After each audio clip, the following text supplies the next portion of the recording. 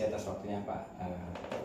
Saya ini melaksanakan tugas CGP Angkatan 7 mengenai wawancara dengan kepala sekolah. Siap. Oke. Alhamdulillah Bapak selaku kepala sekolah saya telah mensupport dan mendukung saya secara penuh tentang kegiatan ini. Dan dalam hal ini ada beberapa hal pertanyaan yang ingin saya sampaikan dengan Bapak. Boleh ya? Oke, siap. Nah, jadi gini Pak, yang pertama mungkin Bapak kan sebelumnya saya kesini kan sudah kepala sekolah Pak. Iya, betul. Boleh tahu Pak berapa lama jadi kepala sekolah Pak? Ini kepala sekolah yang mana dulu? Mungkin bisa diceritakan dari awal Pak. Dari pertama itu. Pertama, saya menjadi kepala sekolah pertama kali di SMK Negeri 3 Tenggarong.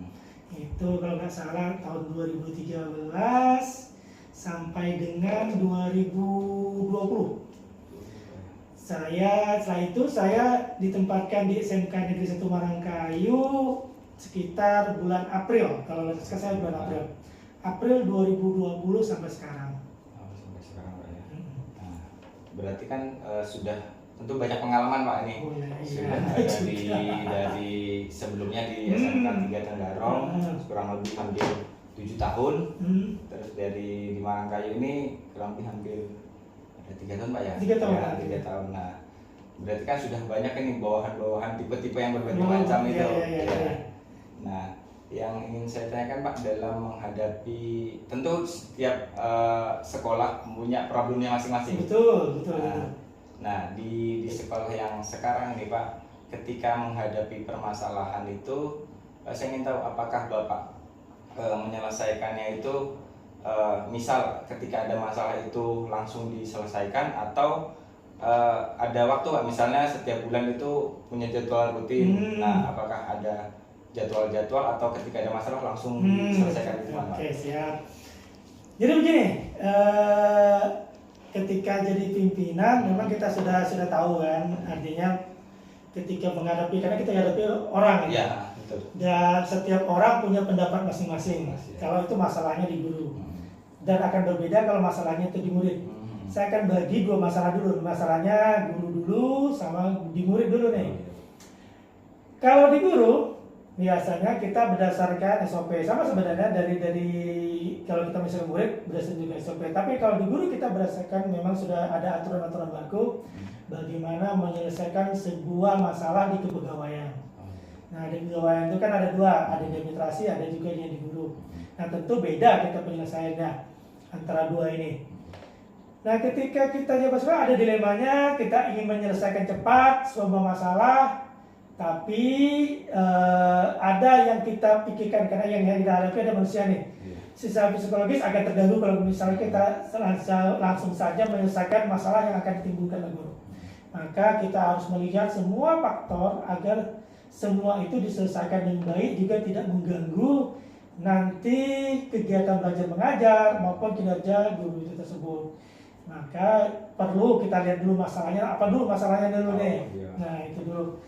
Kalau masalahnya itu melibatkan banyak orang, maka perlu kita adalah memanggil. Kalau itu guru, manggil gurunya, terus ingin dengar pendapat apa sih masalahnya. Tapi yang paling pasti di masalah di sekolah itu pasti adalah hampir semua sebenarnya masalah utamanya adalah guru jarang masuk, guru punya masalah tidak masuk kelas. Nah, itu sebenarnya itu saja sebenarnya masalah. Dalam sistem KBM sebenarnya hal itu tidak menjadi urgent apabila itu tidak mengganggu semua aktivitas sekolah. Tapi kalau itu nanti misalnya mengalami barulah kita tangani dengan baik. Jadi dalam hal urgent, misalnya ada urgent ada masalah besar misalnya di sekolah, maka kita sebagai pimpinan harus mengambil tindakan yang cepat. Itu dalam SOP kita biasanya itu paling lama 3 hari. 3 hari harus diselesaikan. Jadi harus diselesaikan cepat, mau tidak mau itu harus diselesaikan. Kalau itu mengganggu semua kinerja sekolah. Tapi makanya tadi saya bilang itu harus dipisah dulu nih, yang mana dulu nih yang masalahnya. Jadi kalau masalahnya memang mengganggu semua lingkungan sekolah, maka itu perlu diselesaikan dengan baik. Bisa saja melibatkan saya, kalau saya tidak bisa, kita kompromi tidak bisa, mungkin kita akan saya naikkan ke atas. Nah itu akan saya bawa ke yang lebih misalnya ketenagaan untuk menyelesaikan masalah guru tersebut. Tapi seusaha mungkin saya semua menyelesaikannya adalah di bawah, karena itu adalah kepentingan bersama.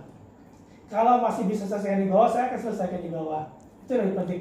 Makanya dilemanya ada kita, makanya tadi saya bilang dilema kita adalah bagaimana menyelesaikan itu tidak mengganggu psikis, karena kita kan hanya manusia yang kita selesaikan. Kan saya tidak bisa, kamu tidak usah saja, atau kamu ini aja nanti berhenti saja, kan tidak bisa. Kecuali kita mungkin saya sudah beri peringatan. Kalau yang memang sudah apa ya namanya, sudah sangat perlu, maka perlu kita SOP-nya ada mengeluarkan surat teguran. Teguran pertama, teguran kedua, baru teguran sangat keras, baru sampai SP1. SP1-nya nanti kita layangkan kepada dinas. Pada dinas. Berarti saya melihat di sini Bapak ketika ada masalah tidak menunda-nunda Pak ya, jadi iya, harus selesaikan selesaikan. yang mungkin saya lihat tadi. Tapi melihat situasi saya tadi. Perlu melihat situasi kembali Pak ya. Situasi kembali. Tidak bisa kita menyelesaikan masalah langsung, hari ini kita harus selesai enggak? Sebuah masalah tidak bisa diselesaikan hari itu juga. Tidak masalah, kecuali masalah lapar. Ya. Jadi melihat dulu gimana permasalahannya seperti apa. Permasalahannya saya memilah dulu, saya cari informasi masalahnya apa. Makanya saya sering kelihatan tidak pernah menegur guru terlambat misalnya, atau guru yang jarang masuk. Sebenarnya sudah saya tegur atau bagaimana, saya akan lihat dari bagaimana reaksinya. Karena memang kita harus melihat reaksinya, apa sih reaksinya guru ini tersebut kalau sudah ditegur gitu. Tidak langsung kita beri, sudah saya beri ini teguran keras ini, enggak, seperti itu. Baik Pak. Kemudian ketika dalam memutuskan segala sesuatu, ini kan tentu Bapak mungkin tidak sendiri atau misalnya ada rekan yang lain atau seperti apa dalam itu makanya tadi saya bilang ya, memutuskan segala sesuatu misalnya. Iya, ketika situasi kan tidak mungkin saya mencari situasi, maka diperlukanlah ada guru-gurunya. Saya bisa bertanya di wakil guru kalau masalah di guru lain, atau saya bertanya di guru lain itu. Nah, bisa saya tanya di seperti itu biasanya. Yang menjadi bahan pertimbangan saya, apakah saya akan memutuskan memutuskan gitu. Biasanya ketika kita panggil satu-satu atau panggil dua atau tiga guru, kita ambil sebuah kesimpulan, tidak semua, walaupun bagaimana, biasanya ada bujur lain nih, Pak ini sudah lama nih, nggak masuk bagaimana harus ini. Saya tidak bisa mengambil itu secara penuh, maka harus diperlukan adalah bagaimana kebijakan kita melihat masalah dia di belakangnya apa sih sebenarnya. Tidak bisa kita, sudah, ini kan sebuah instansi langsung tidak ada. Berarti tidak langsung menjudge misalnya langsung gitu. Tidak bisa, tidak boleh. Harus melihat istilahnya ke belakang apa sih permasalahannya. Permasalahannya dulu. Kalau permasalahannya memang itu aja. Kadang-kadang ada gini. Selama pengalaman 10 tahun permasalahannya itu saja. Ada permasalahan. Misalnya begini. Hari Senin anaknya sakit. Hari Selasa suaminya sakit. Hari Rabu mertuanya sakit. Nah itu seperti itu tuh sebenarnya. Pengalaman saya bukan di sini sih. Di tempat lain ada dulu saya seperti itu. Dan saya bingung.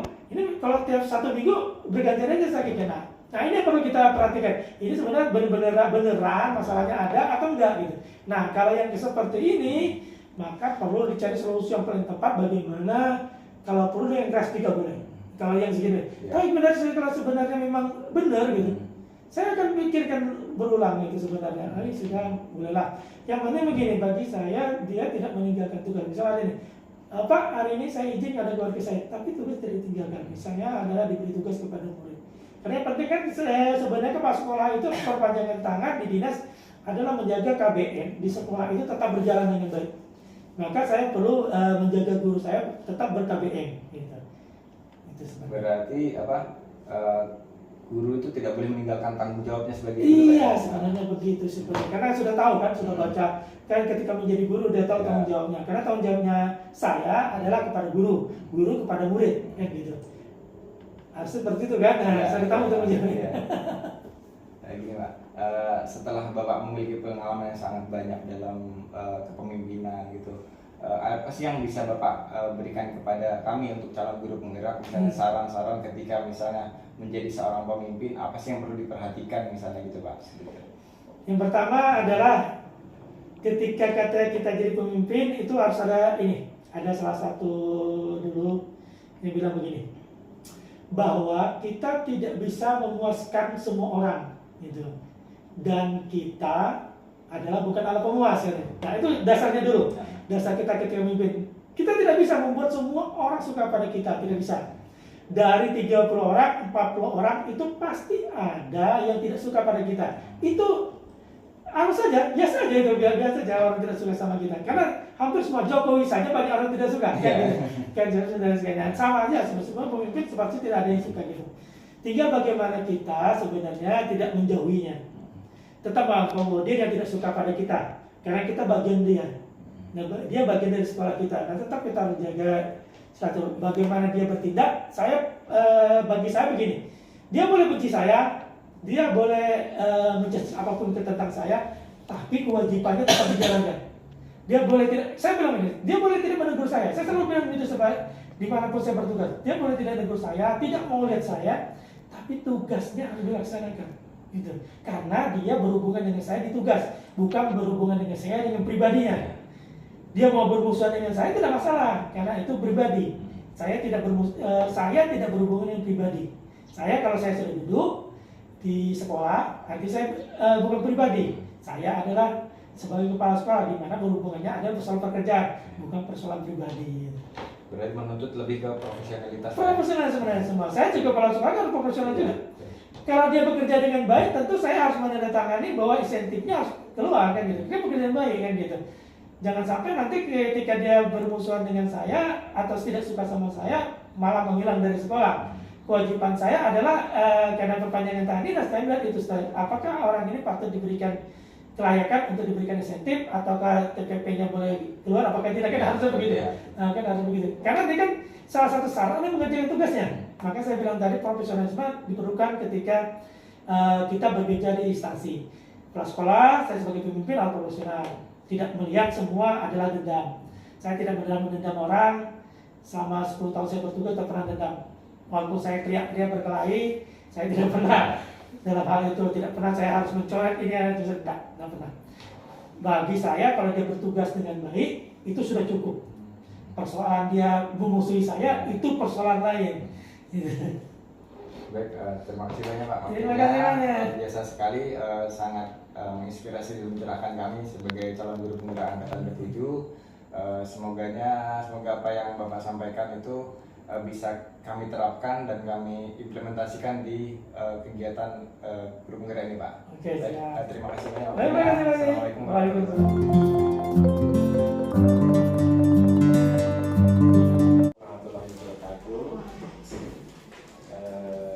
Perkenalkan, nama saya Abdi Priyono. Saya CGP atau calon guru penggerak angkatan ke-7 dari SMK Negeri 1 Marangkayu. Benar dengan Bu Syifa ya, dari kepala sekolah SMK Negeri 1 Anggana. Begini Bu, ada beberapa hal yang ingin saya tanyakan terkait kepemimpinan atau perjalanan Ibu selama memimpin di sekolah ini. Kalau boleh tahu, sudah berapa lama Bu ya Ibu memimpin di sekolah ini? Ini tahun kedua. Oh, tahun kedua Bu ya. Berarti. Jadi mulai 21 April 2021 sama dengan hari ini. Iya, berarti sama dengan kepala sekolah saya. Jadi akhir pandemi ya, Iya, ya, mulai akhir. Dan kalau Pak Edi sudah sepertinya periode yang ketiga ya. Iya, periode ketiga. Dua periode di sana atau apa satu periode saya nggak tahu. Tapi udah lama Pak Edi itu. Iya. Kalau saya ya ini adalah pertama kalinya saya jadi kepala sekolah. Oh, pengalaman pertama ya, kepala sekolah sudah selama kurang lebih 2 tahun Bu ya. Mau 2 tahun. Mau 2 tahun, ya. Tentu kan. Sudah Mei ini sudah mau bayar. Berarti pas 2 tahun. Nah, 2 tahun. Berarti sudah ngerasakan gimana memutuskan suatu keputusan bagi seorang pemimpin gitu ya Bu. Ya, yang memutuskan bagaimana ketika Ibu mengambil keputusan di sekolah yang dirasa penting itu, bagaimana Ibu menjalankan misalnya keputusan yang Ibu anggap penting itu, bagaimana bisa diceritakan Bu? Memutuskan keputusan yang Iya.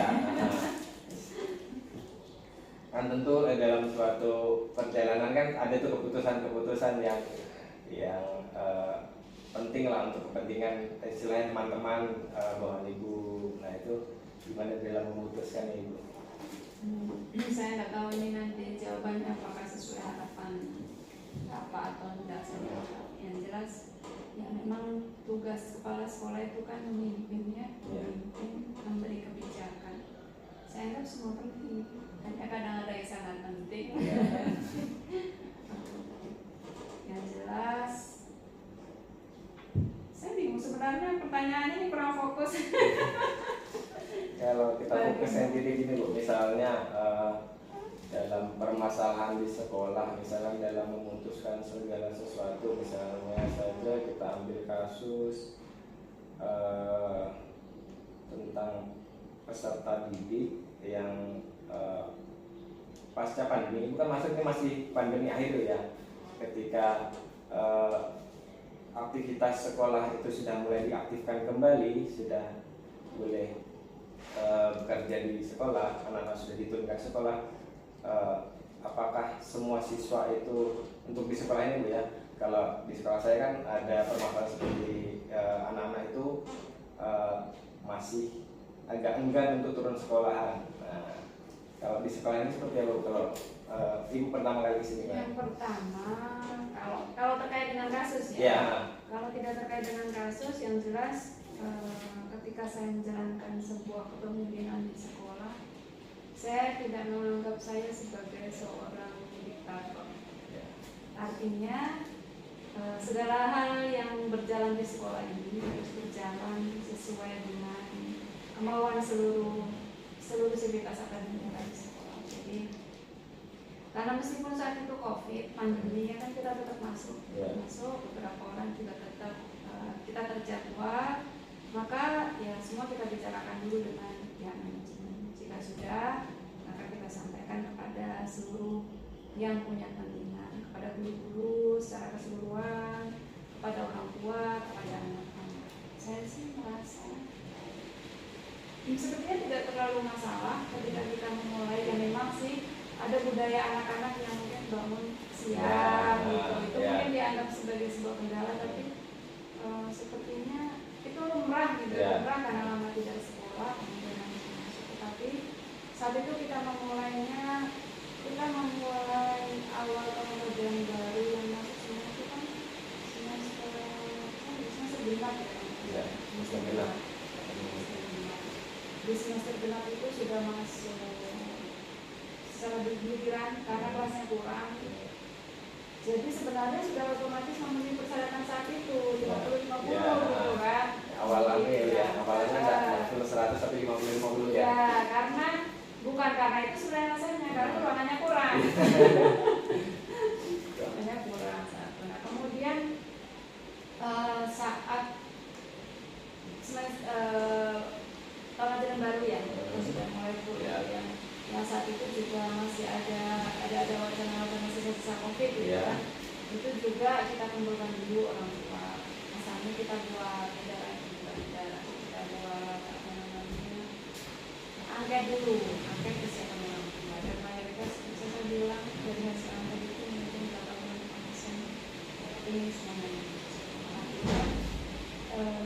Memang terasa sekali ya, terasa sekali nanti banyak teman di sini pun banyak anak-anak yang di sekolah karena gara-gara online sendiri. Tidak memenuhi syarat untuk melanjutkan menikah dulu dan di sekolah sehingga mayoritas orang tua menikah. Tidak ada masalah. Nah kembali ke yang tadi, bagaimana memutuskan sebuah keputusan penting sekali sepertinya ya. Kita karena tadi saya tidak menganggap sebagai seorang diktator, karena kan saya nggak mungkin berjalan sendiri. Saya tetap mau jalan sendiri, sementara yang lain tidak ada itu ngapain saya capek-capek. Berarti lebih jauh yang melibatkan masyarakat ya. Iya betul. Jadi istilahnya kekuatan saya. Ya, saya lihat jadi istilahnya dengan beberapa pilihan yang ada, kalau kompak berarti semua bisa berjalan dengan baik ya. Terus ada lagi yang ditanyakan, apakah ibu dalam menyelesaikan masalah itu ada istilahnya tidak jadwal-jadwal tertentu, atau misalnya ketika ada masalah langsung mau diselesaikan pada saat itu juga? Di sini kita buat rapat rutin setiap bulan untuk evaluasi dan pengembangan. Ketika misalnya ada hal yang dibutuhkan sudah bisa kita lakukan bisa untuk kelangsungan dan keberlangsungan sistemnya berjalan di sekolah kan setiap bulan.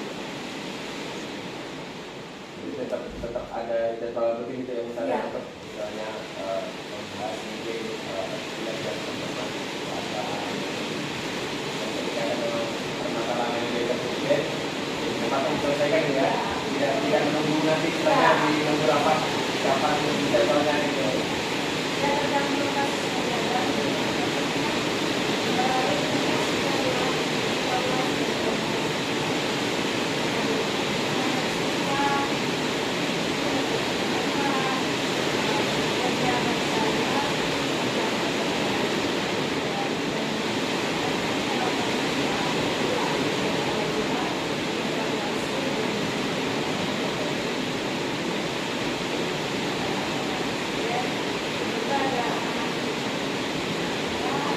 Ya.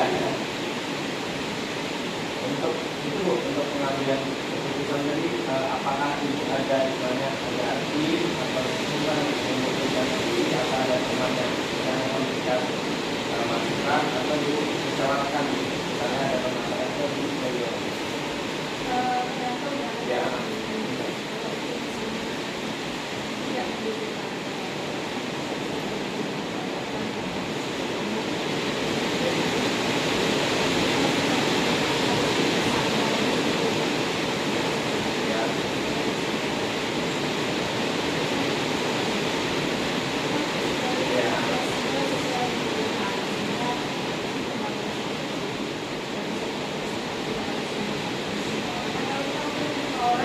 Pasti ada sesuai yang dikorbankan. Tapi tidak memang jadi dalam situasi itu ada teman-temannya yang berpikir atau dari teman-teman ya ada memutuskan dan memaksakan. Biasanya kan malah memaksakan dan tetap dengan kesepakatan bersama teman-teman yang melaksanakan itu merasa bahwa itu tidak sepakat dari mereka.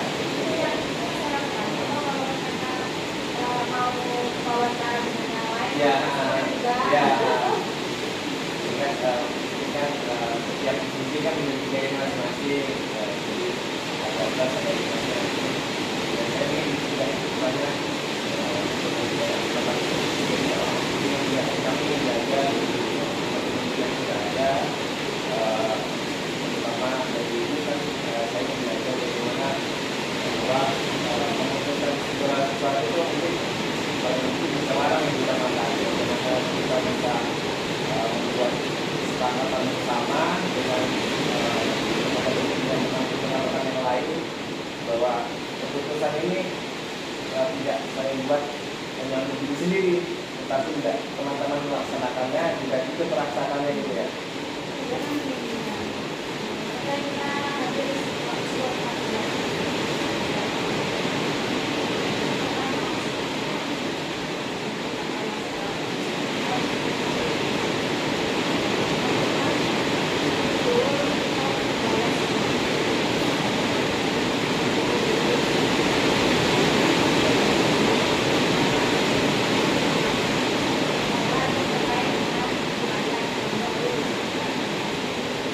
Dari situ mungkin kita sebagai informasi awal,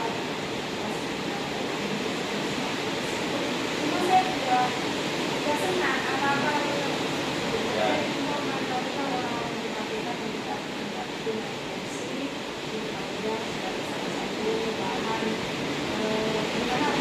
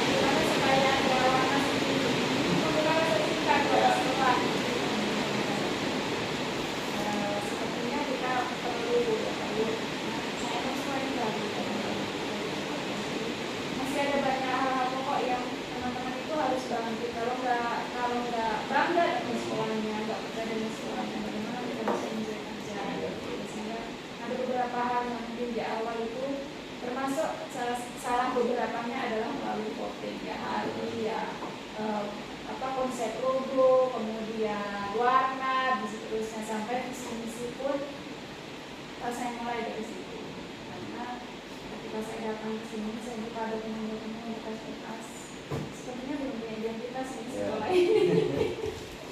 Jadi saya mulailah, kebetulan juga saat itu karena pandemi saya ambil enaknya, saya tidak banyak kesibukan dalam pembelajaran sehingga saya bisa menata hal-hal yang sifatnya harusnya fondasi ya gitu. Sekolah ini mau kemana, di antara beberapa itu harusnya kan kebijakan yang paling bagus adalah musyawarah, tapi ketika itu tidak bisa, ya saya voting dan hasilnya alhamdulillah teman-teman berlapang dada.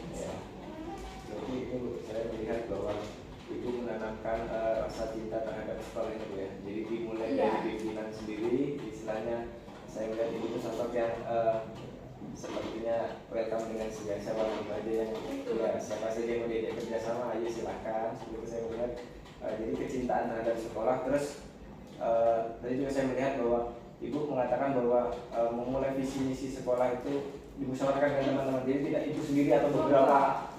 Jadi semua istilahnya semua stakeholder yang ada di sekolah itu diajak berkumpul memusyawarahkan bagaimana sih mulai dari visi misi, logo dan yang lain-lain itu. Sampai di moto saat itu. Sampai moto. Memang ya seperti merumuskan visi misi itu kan nggak bisa langsung jadi. Harus ada draftnya dulu, kita sampaikan, kita uploadkan, baru bagaimana sampai ketemu kalimat yang pas. Kemudian saat itu ketika buka-buka ada moto, ternyata setelah dicari-cari moto itu ternyata moto sekolah yang lain. Rasanya malu. Lalu kita godong. Berarti itu kan Bu ya, istilahnya membuka itu untuk teman-teman yang mau aktif atau menyumbangkan ide itu. Silakan siapa saja yang mau berkontribusi, menyumbangkan ide, misalnya ada yang kira-kira kurang cocok menurut dia seperti apa, silakan itu ya. Jadi tidak ibu misalnya menyatakan ini setuju apa enggak kan? Betul. Ya, jadi yang moto itu agak lucu dulu ketika sudah diskusi beberapa kali nggak ketemu sampai akhirnya ya sudah akhirnya sampai terbawa di grup itu. Grup sementara saat itu mau apa ya, mau ada kegiatan kita bersama yang waktunya sudah mau deadline gitu. Paling lambat ini harus sudah keluar motonya apa gitu. Terus akhirnya udah nanti usulan dari semua yang belum masih mentah lagi setelah matang kita bicarakan di grup. Siapa saya bilang ini sampai malam kayak itu yang ini usul ini, yang ini usul ini. Coba kita rangkai sampai akhirnya ketemu kalimat berjaya. Apa itu berjaya? Kamu usulannya bapak ini berprestasi, siap kerja dan berakhlak. Sudah bagaimana? Oke bu, udah bikin simpulnya. Saya lama itu dulu sampai ketemu kalimat itu. Jadi moto kita berjaya. tapi prosesnya kan berarti tidak sebentar Bu ya, misalnya dalam mulai dari perumusan sampai di lumayan itu. Memang itu kan kalau kita lakukan menjemukan ya, misalkan yang gitu. Tapi ya, alhamdulillah sih akhirnya ketemu. Aman. Terus itu terakhir mungkin apa yang bisa Ibu sampaikan untuk istilahnya kami yang ingin belajar menjadi seorang pemimpin untuk Ibu, misalnya bagaimana sih menjadi seorang pemimpin untuk pandangan Ibu itu seperti apa? Ya, kalau ditanya itu pesannya saya ini perempuan. Yang dari jiwa, dari hati saya ini mendidik. Kalau perempuan kan berarti. Maka ketika menjadi kepala sekolah, dulu saya menolak memang jadi kepala sekolah. Saya bilang saya lebih mencintai jiwa saya sebagai seorang guru, bukan sebagai pemimpin. Lalu yang meminta saya menjadi kepala sekolah, dia bilang gini, kan ibu ingin jadi guru. Sekarang wujudkanlah keinginan ibu menjadi seorang guru itu. Ya, didiklah guru-guru itu menjadi guru seperti yang ibu inginkan. Maka saya pun lebih besar keinginan saya tadi, saya ingin menjadi guru yang baik, sekolah saya harus menjadi sekolah yang baik, anak-anak saya menjadi anak yang baik. Gak tahu ya, kalau mudah-mudahan saya istiqomah. Karena kita itu tidak tahu ya sampai ke depan itu godaan banyak akan menjadi apa. Tapi ketika bicara diskusi sama teman-teman yang kepala sekolah gitu, kadang-kadang jadi kepala sekolah nggak usah idealis lah, nggak usah gak usah terlalu jujur, gak usah ini. Sampai detik ini saya masih belum bisa untuk merubah yang begitu. Contoh, kalau sekolah sampai aja lah, nggak usah ke sekolah setiap hari, ngapain juga, misalnya Iya. gitu ya. Tapi tadi kembali kepada pendidik itu apa ya, bebannya berat. Yang kita didik itu bukan mesin, tapi karakter seseorang, karakter anak-anak. Yang karakter itu tidak bisa kita bangun kalau kita semaunya. Ketika kita bertingkah semaunya, maka sekitar kita juga akan bertingkah semaunya. Kalau gurunya sudah semaunya, anak-anak juga pasti semaunya. Yang kita sudah sungguh-sungguh sebanyak yang kita mampu saja, hasilnya belum tentu. Apalagi ketika kita suka-suka, itu sih. Saya berpikirnya seperti itu, sehingga apa ya? Ya tadi saya menjadi pendidik, bagaimanapun itu tidak bisa lepas dari pikiran saya, sehingga saya juga nggak bisa bertingkah semaunya, gitu ya. Maka ya kayak tadi, kalau saya mau mengarahkan sekolah ini, semuanya harus ada dengan hatinya, gitu. Mereka nggak bisa bergerak dengan terpaksa. Kalau mereka masih punya terpaksa, ya pasti hasilnya juga akan nggak sampai. Meskipun sama juga dengan kita mendidik anak-anak itu ya, sudah kita ingatin ini, besok juga akan. Guru juga masih begitu. Saya tidak bilang dengan itu lalu sekarang berhasil, enggak. Tetapi itu PR besar. Kalau hari ini masih ada bapak ibu guru yang terlambat datang baru jam 8, padahal dia harus ngajar jam 7:30, kita evaluasi. Besok pun masih akan begitu. Ya begitulah dunia kita. Tetapi kalau kita menyerah, ya bagaimana anak-anak didik kita? Sebenarnya saya berpikir sederhana saja, itu saja. Bukan apa ya? Kalau orang bilang mungkin ngapain sih capek-capek jadi kepala sekolah, tunjangannya berapa sih? Ngapain harus harus gini? Rasanya gimana ya? Karena dari saya ini perempuan, saya dididik. Rasanya ada yang saya merasa bersalah gitu ketika saya itu nggak ngapa-ngapain lalu nggak turun misalnya kayak gitu. Ya tadi karena yang kita didik itu bukan mesin, yang kita cetak ini bukan kamu mati dulu deh, biar dulu kan nggak bisa gitu. Bagaimanapun ketika kita menilai seseorang, maka orang juga akan menilainya. Meskipun ya kita berniat begini, bekerja begini bukan karena ini dinilai, tapi itu sebuah proses yang pasti terjadi dalam rangka kita membentukkan karakter. Tidak bisa tidak. Saya pun kalau cerita sama anak-anak, kalian bisa melihat bapak ibu. Maka bapak ibu guru juga pasti akan mengomentari kalian, menilai kalian. Itu tugas bapak ibu guru.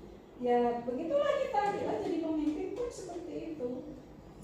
Dan itu tidak bisa lepas begini. Kalau kita berpikir jadi pemimpin, mau jadi apa, maka kita pun berpikir ketika kita menjadi anggota, menjadi anak buah, menjadi guru yang dipimpin kepala sekolah, kan kita juga punya perasaan ya. Saya itu kepingin kepala sekolah saya seperti ini. Maka jadikanlah saya ini ketika jadi kepala sekolah ya tetap berpikir sebagai guru gitu. Ya saya kan sungkan kalau misalnya saya nyuruh bapak ibu guru masuk sesuai aturan. Ya saya sendiri tidak sesuai aturan ya. Mungkin sekarang menjadi begitu, kalau nggak ada juga ingetin, mungkin tadi gimana ya, saya nggak bisa begitu sampai detik ini. Makanya saya bilang mudah-mudahan istiqomah, karena saya juga tidak tahu godaan di luar sana dan tantangan yang kita hadapi di kemudian hari gitu. Tapi sampai detik ini mudah-mudahan perasaan saya sebagai pendidik itulah yang tetap, meskipun saya sekarang kan tugas jadi kepala sekolah tugas tambahan aja. Lebih dari itu kita adalah pendidik. Mungkin itu jawaban saya. Boleh aja kalau mau nanya teman-teman lalu kasih masukan ke saya dengan senang hati. Berarti Ibu ini ya menjadikan Ibu ini sebagai selain pemimpin juga sebagai contoh Bu ya. Maunya gitu, dulu bisa.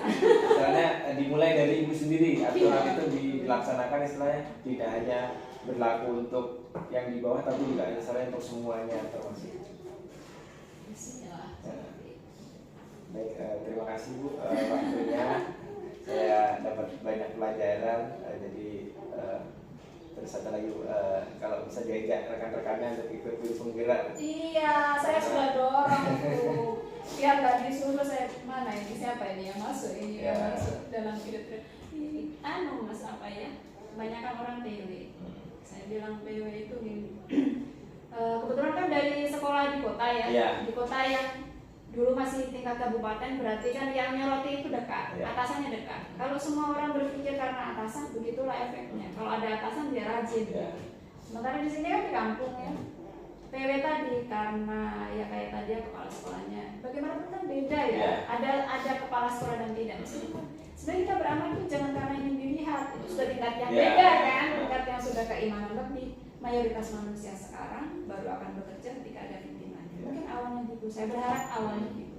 Tapi kalau itu sudah terbentuk harusnya menjadi budaya dia. Dan kalau anak SMK kita maunya budaya kerja, budaya Iya. industri. Nah kalau kita sendiri nggak begitu, bagaimana teman-teman? Karena tadi PW tadi tidak ada, mungkin selama ini santai, masuk jam berapa, pulang jam berapa.